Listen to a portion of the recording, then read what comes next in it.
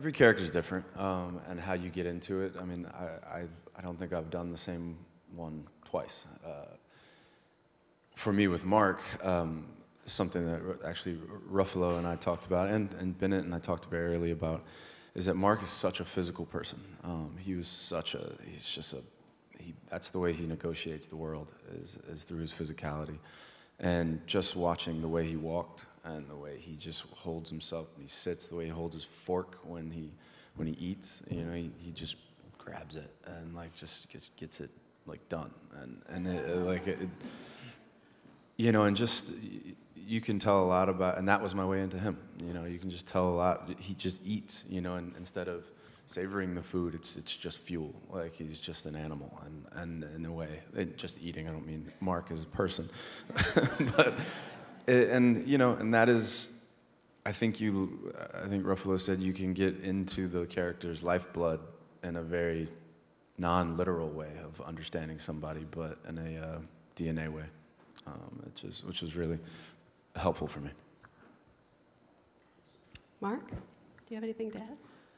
Yeah, I think that you know, every movie and every character you do sort of takes you on its own journey, and it's sort of sometimes intuitive.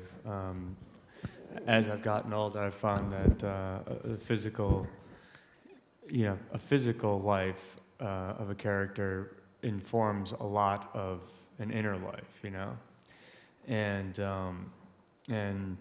if you could find something that's essentially physically that person, and everyone has their, I mean, you just look around you could see by the way somebody sits, and it's a manifestation of some part of their personality, believe it or not, even the way they talk.